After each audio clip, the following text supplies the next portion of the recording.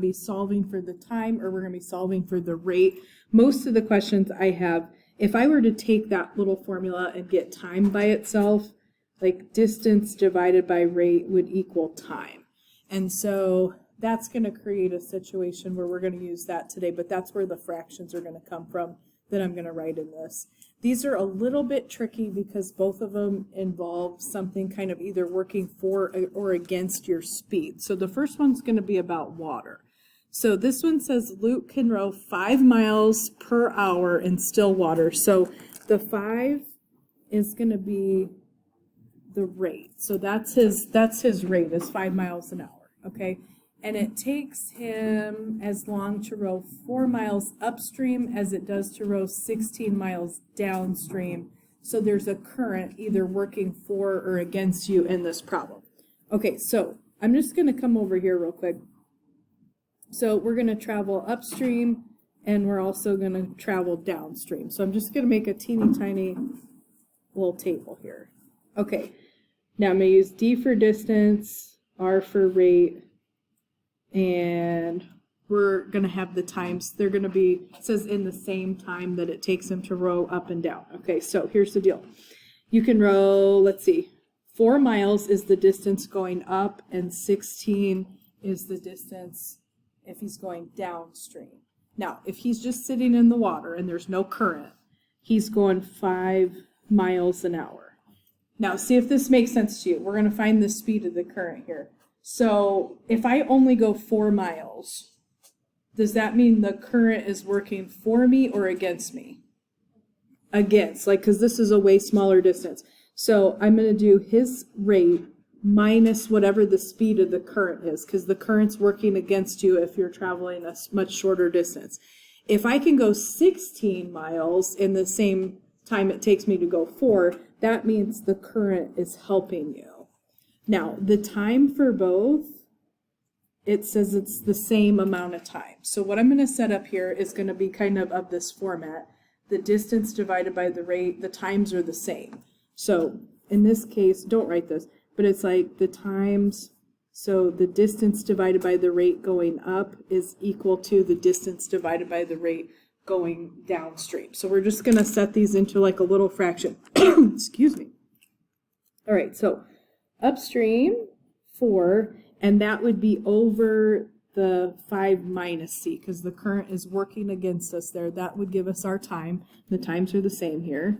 And going downstream, we're traveling a distance of 16 miles. And in that situation, the speed is going to be 5 plus the current because I'm covering a much longer distance. Now, this is not like some of the questions we did where we like factored out a negative. You can't make those denominators match. So I'm just going to create a common denominator, or you could just cross multiply, whatever's easier. But this one would need a 5 minus c top and bottom to make it match. And this one would need a 5 plus c top and bottom to make it match. And we're going to find the speed of the current. If you can make the denominators match, we're just going to cross this right on out. And I'm just going to work on the top. So on the top of that first fraction, I'd have to distribute the 4. So 4 times 5 is going to give you 20, and 4 times the current would just be 4c. On the other side, we're going to have to distribute a 16. So 16 times 5 is 80, and 16 times that negative c, we'd just write negative 16c. Now, completely up to you. If it's me, I'm going to try and keep my variable positive, and I'm going to do 2 steps in one because I kind of wrote too big here. So I'm going to add the 16c, and that'll get all my variables to the left side. Now, just in the same step, I'm just going to subtract the 20 just right here in the same step to move all my numbers to the other side. So we're going to end up with 20c, and then 80 minus 20 is 60. So how fast is the current?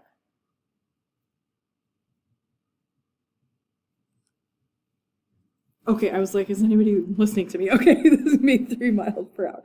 If you take 60 divided by 20, you're going to get 30.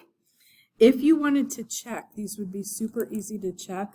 I do have my calculator up here. Okay, so I had 4, right? divided by 5 minus the current, which would be 3. So that would be 2, right? And then I could do the other one. It'd be 16 divided by 5 plus the current. So it'd be 5 plus 3, just to check that they give you the same number. Or easy to check these problems. Is anybody having a question? Okay, this one is a little bit different. So this one says a flight across the United States takes longer if you're going east to west than it does west to east. If you're flying west, the wind is going to decrease the airplane speed, so the wind is going to work against you. If you're flying east, the wind would be flying behind the plane, so it makes the plane go a little bit faster. Now this one tells you the time for a round trip, so the times are not the same here, so it's going to be a little different setup. And what does it say? Time for a round trip is 17.75 hours. The distance would be the same. You're going to travel between the same 2 airports. And it says the airplane cruises at 480 miles an hour. We're going to find the speed of the wind. You guys might, excuse me, the numbers are kind of weird in this question, so you might want a calculator for this question because they're kind of some big numbers. Okay, so when I am flying east, the distance I'm going to travel is that 1850. And when I'm flying west, the distance is exactly the same because we're going to go between the same 2 airports here. Now, the rate going to, let's see, the east is when the tailwind flies with you. So this would be your 480 plus whatever the speed of the wind is. Your rate going back is going to have the wind working against you. So it's 480 minus whatever the speed of the wind is. Okay, now the times for these, it tells you it's 7.75 hours round trip. So they're not equal to each other when you set this up. What you're going to do to set this up, the time for each would be the distance divided by the rate. I'm going to add the 2 times together to get me the total trip. Round trip means to and from. So we're going to add these 2 fractions together and set it equal to that 7.75. So you'd have 1850. You'd have 480 plus W. I would add the time for the other plane. So distance divided by rate is going to be time. So or not other plane, the other trip. So going back, we're going to have the wind working against us. And then I'm going to write this as a fraction. The total time for this trip is 7.75. I'm just going to write that over 1. Now, I'm not going to lie to you. This one's a little bit tricky to set up, but it's going to look like a quadratic. It will be quadratic, but it won't be something we're going to factor. Okay, so what am I missing to create a common denominator? This has 480 plus W, this has 480 minus W. You can't factor out a negative or anything to make those match, so you need both of those factors.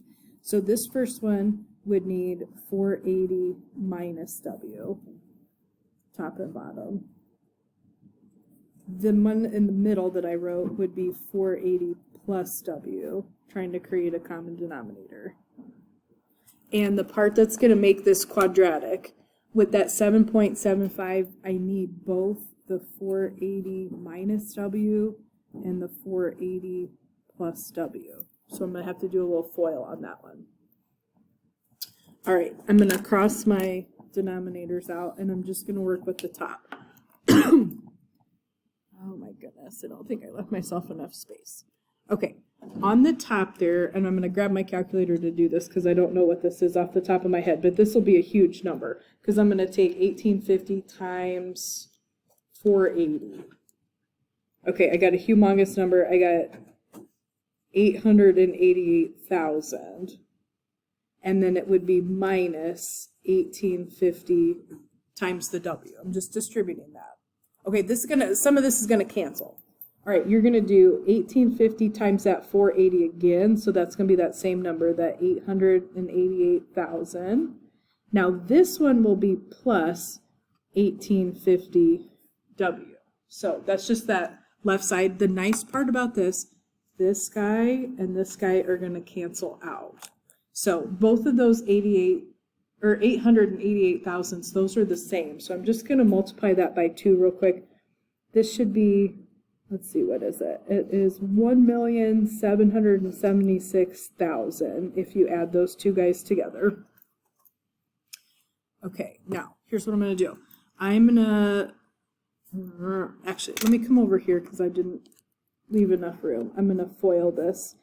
Now, this has this 7.75 in front of it. I would tell you to just FOIL it first because I'm going to cancel some stuff out when I do this. So, I don't know what that is. 480 times 480 is a huge number. So, 230,400.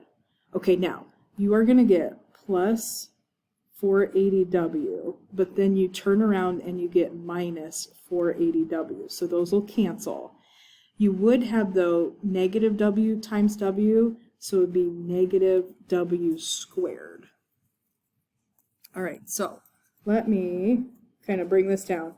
You'd have this 7.75, and what I have up there, you have this 230,400 minus W squared. So I'm just going to do a little distributive property. I promise we're not going to have to factor or do quadratic formula or anything. So I'm going to take that number and multiply that by 7.75.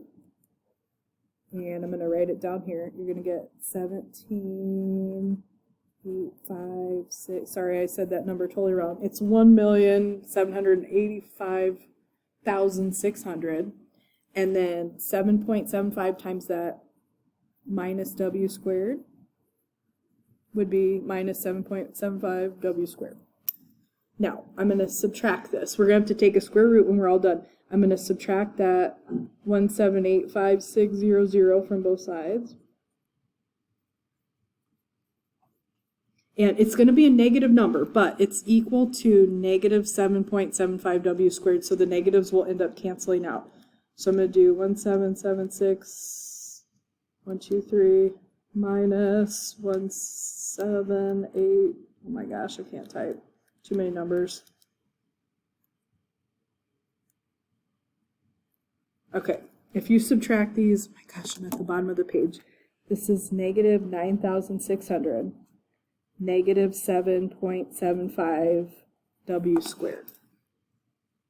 Okay, you're going to do two things. We're going to do everything on the calculator. I'm going to take that 9,600 and divide it by 7.75. The negatives will cancel out. This is not a nice number, so I'm just going to show you on my calculator screen. So I get this like 1238 point whatever. All right, so this is right on the screen so you can see it. That would be equal to the W squared. The negatives are going to cancel out. So if that's equal to W squared, what should I do to that to find my answer? Square root. So I'm just going to do second square root and then second answer, so I'm not rounding it multiple times. And I'm just going to go nearest tenth here. The wind speed would be about 35.2 miles per hour. So on the way out, it helps you, and then on the way back, it works against you to slow you down a little bit. There's one question like that on the questions we didn't do yet from yesterday from the homework.